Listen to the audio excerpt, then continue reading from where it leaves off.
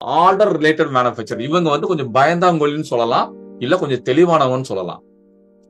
பயந்தாங்கொல்லி ஏன் சொல்றோம்னா, விக்க முடியாம போச்சுன்னா வம்பு, வாங்காம போயிட்டாங்கன்னா வம்புன்னு சொல்லி பயப்படுறது.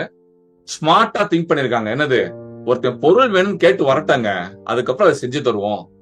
ஏன்னா ஒவ்வொருத்தர் தேவை மாறும். இப்ப ஒருத்தர் ரிமோட்டை இந்த மாதிரி கேட்கிறாரா, இன்னொருத்தர் ரிமோட்டை வேற மாதிரி கேட்பாரு. ஒருத்தர் கைக்கு அடக்காம கேட்பாரு, கொஞ்சம் கைக்கு கொஞ்சம் பெருசா கேட்பாரு. ஒருத்தர் பட்டனை மேல இதை வைங்க, கீழே இதை வைங்கன்னு சொல்லி கேட்பாரு. அப்ப கஸ்டமைசேஷன் ஒரு வார்த்தை இருக்கு. கஸ்டமைசேஷன் என்னன்னா, ஒரு கஸ்டமர் தனக்கு தேவை என்பதை அவர் அப்பதான் சொல்லுவாரு. எனக்கு இந்த மாடல்ல வேணும், எனக்கு இந்த ஸ்டைல்ல வேணும், எனக்கு இந்த சைஸ்ல வேணும், எனக்கு இந்த பேர்ல வேணும், எனக்கு இந்த கலர்ல வேணும், எனக்கு இந்த மாடியூல்ல வேணும், எனக்கு இந்த ஸ்டைல்ல வேணும், லைஃப் ஸ்டைல்ல வேணுங்கிற மாதிரி கேட்பாங்க. அப்ப ஒவ்வொருத்தவங்க ஒவ்வொரு மாதிரி கேட்கறாங்க இல்லையா, அதைத்தான் கஸ்டமைசேஷன் சொல்லுவோம். கஸ்டமைசேஷன்.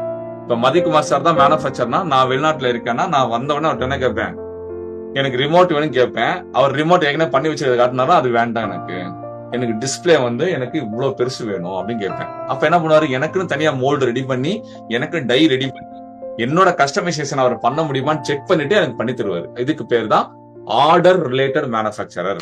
மெர்ச்சன்ட் எக்ஸ்போர்ட்டரா இருந்தீங்கன்னா உங்களுக்கு இங்க பிரஷர் கிடையாது, மென்டல் பிரஷர் கிடையாது, டென்ஷன் கிடையாது. புரியுதுங்களா? ரிலாக்ஸா ஒர்க் பண்ணலாம். தேவையை தெரிஞ்சுக்கிறோம், தேவையை பூர்த்தி பண்றவங்க புரிஞ்சுக்கிறோம், ரெண்டு பேரையும் கனெக்ட் பண்றோம், ரெண்டு பேரை கனெக்ட் பண்ற ஒரு கையா இருக்கும், ஒரு பிரிட்ஜா இருக்கும். புரியுதுங்களா?